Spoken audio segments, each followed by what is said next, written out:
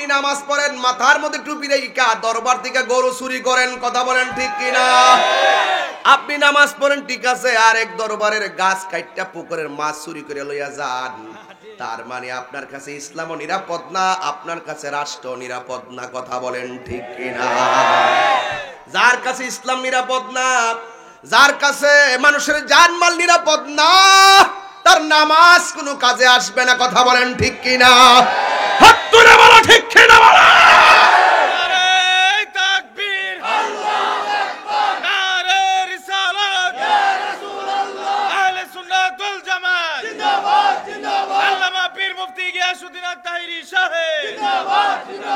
জুতা সুর অনেক ভালো, কিন্তু ইমান সুর অনেক খারাপ। যারা গরু চুরি করছে আসলে হারা ইমান সুর। যদি ইমানের নূর অন্তরে থাকতো, জীবনে আরেক বেড়ার হক মাইরা প্রকাশ্যে দিনে দুপুরে ডাকাতি করতে পারতো না। যদি ইমান থাকতো তাহলে কোনোদিন আল্লাহর ঘর মসজিদের মধ্যে আগুন লাগাইতে পারতো না, ঠিক কিনা বলেন? এই জন্য আমার যুবক ভাইয়েরা, বেশি কথা নয়, শুধুমাত্র ইমান ভালো করে চিনে রাখেন। ইমান সুজাতপুর বাজারে কিনতে পাওয়া যায়?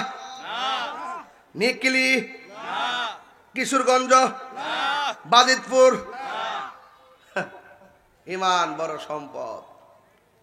নামাজ পড়ছেন, কবুল না হইল কইতে পারবেন যে আল্লাহ আমার ইমান আছে? না না, ইমান আছে। ইমানের কারণে জাহান্নামে জ্বললো, আমলের ত্রুটির কারণে জাহান্নামে জ্বললো, কোন একদিন না একদিন জান্নাতে যাবে ইমানের নূরের কারণে। আর যদি ইমান না থাকে, একবার আমল করতে করতে কপালে কালা দাগ ফলাইলো, জান্নাতের গ্রান পাইতেন না, কথা বলেন ঠিক না বেঠে? আমার কথা একটু দিতে হই লাগবো, অত মিষ্টি কথা আমি বলতাম পারি না। আমার কথা হলো ময়রা জমজা মুখা, তাইলে আর অত নম নম করে লাভ কি? আমার কবর গীতা এই সুজাতপুরের কেউ যাইব?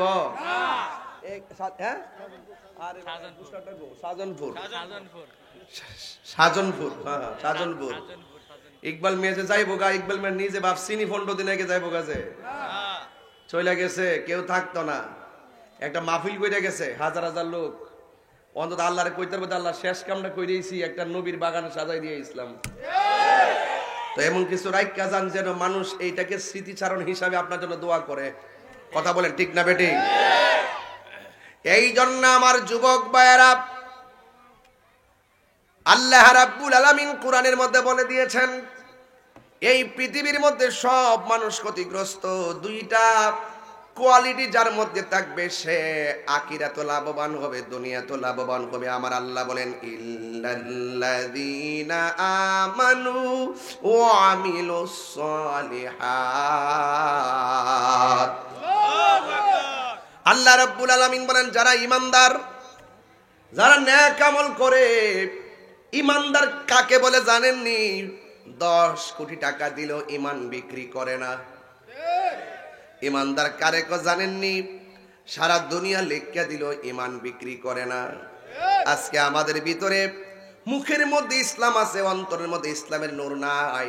মুখের মধ্যে কোরআন সুন্নাহর কথা আছে, হৃদয়ের ভিতরে কোরআন সুন্নাহর হাকিকত নাই, কথা বলেন ঠিক কিনা? এই হাকিকতের মধ্যে হাকিকত ছিল একটা প্রেমিকের, যার নাম হলো হযরতে বেলাল। সুবহানাল্লাহ, বড় করে কর না সুবহানাল্লাহ।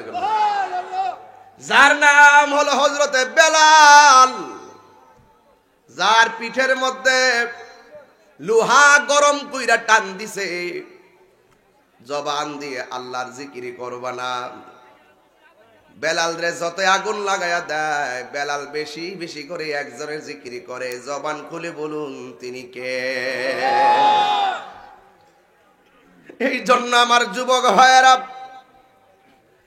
বেলালের গলার মধ্যে রশি লাগাইয়া মরুভূমির বালুর মধ্যে টানতে টানতে পেটের চামড়াটা তুলে পানি করে ফেলাইছে। এরপরও বেলাল আমার আল্লাহর জিকির ছাড়ে নাই। শুধুমাত্র তাই নয়, বেলালের জিহ্বার মধ্যে গরম সেক দিয়া, বেলালের জিহ্বাটার মধ্যে সেক লাগায় দিয়া কয়, আল্লাহর জিকির বন্ধ কর।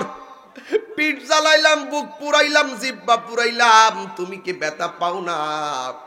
বেলাল বলে, জগতের মানুষ, তোদের হাজার আগুনের ব্যথার চাইতে আমার আল্লাহর জিকির আমার কাছে বড় মধুর লাগে। এটার নাম হলো ইমানদার, এটার নাম হলো ইমানদার। ঠিক কিনা বলেন? কারণ ইমানদাররা ভালো করে জানে এই দুনিয়াটা কষ্টের জায়গা। কিসের জায়গা? এই দুনিয়াতে যার কষ্ট হবে, হাসরের ময়দান তার ভালো হয়ে যাবে। আল্লাহ রাব্বুল আলামিন কোরআনের মধ্যে বলেছেন, আমার প্রেমিক যারা হবে আমি আল্লাহ তাদেরকে ভ্যারাইটিস পরীক্ষা করব। وَلَنَبْلُوَنَّكُمْ بِشَيْءٍ مِّنَ الْخَوْفِ وَالْجُوعِ وَنَقْصٍ مِّنَ الْأَمْوَالِ وَالْأَنفُسِ وَالثَّمَرَاتِ وَبَشِّرِ الصَّابِرِينَ। আল্লাহ রাব্বুল আলামিন বলেন, আমি আল্লাহকে যারা ভালোবাসবি আমি আল্লাহ তাকে ভয় দিয়া পরীক্ষা করব। কি দিয়া পরীক্ষা করব? ভয় দিয়া পরীক্ষা করব, ক্ষুধা দিয়া পরীক্ষা করব, মানে অভাবে ফেলায় পরীক্ষা করব। হে বান্দা, অভাবে থাকলে আমি আল্লাহরে বলিস না। মনে রাখবে, সুখ দুঃখের মালিক কেউ না। জবানটা খুলে বলুন, সুখ এবং দুঃখের মালিক কে? এই জন্য আল্লাহ রাব্বুল আলামিন বলেন, ওয়া নাকসিম মিনাল আমওয়াল, আমি আল্লাহ তোমাদেরকে পরীক্ষা করব সম্পদের নুকসান দিয়া। আমি আল্লাহ তোমাদেরকে ফল ফলাদি দিয়ে পরীক্ষা করব। দেখবা এক বছর ফসল এমন হওয়া হইছে গোলার মধ্যে জায়গা নাই, আরেকবার গোলার মধ্যে ধান তুলতে পারতেছ না। মনে রাখবা, রিজিকের মালিক কেউ না। জবানটা খুলে বলুন, রিজিকের মালিক কে? আরো বড় করে বলুন, কে? ওয়া ইলাহুকুম ইলাহু ওয়াহিদুন লা ইলাহা ইল্লা হুয়ার রাহমানুর রহিম।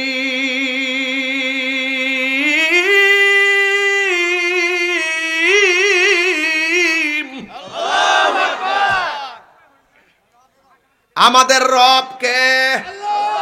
আল্লাহ। বলো, আল্লাহ সুখে রাখলো তুমি রব, দুঃখে রাখলো তুমি রব। ঠিক কিনা বলুন? ওই বেলাল বলতেছেন, তোমাদের আগুনের তাপের চাইতে আমার আল্লাহর জিকির বড় মধুর লাগে। দয়াল নামে এত গো মধু।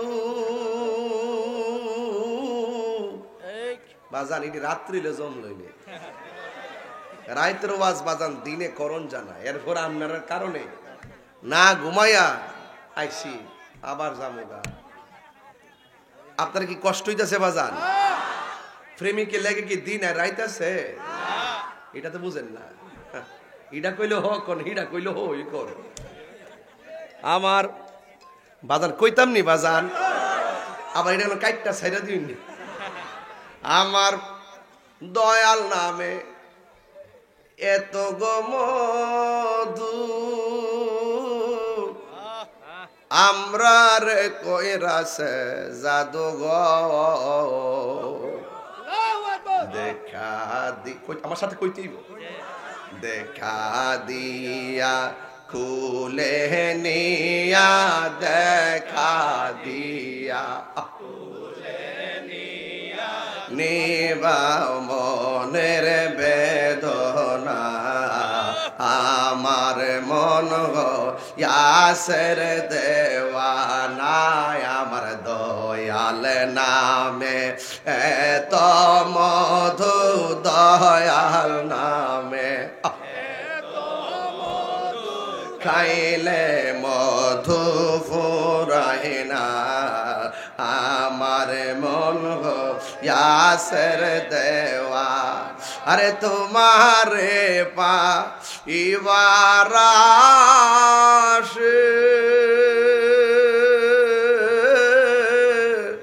মুরতেসি পাগলের বেশে গো সুজন ফুরে আরে সাজন ফুরে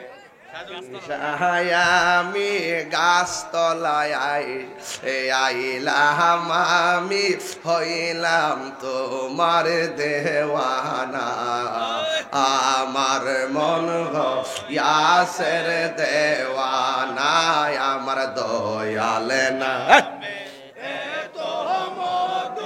মুর্শিদ নামে এত মধু খাইলে দুই হাত তুলে না দুই হাত তুলেন না কি পতাকা বানাই দেন আমার মন গো ইয়াসের দেওয়ানা বলো দয়াল নাম মধু দয়াল নামে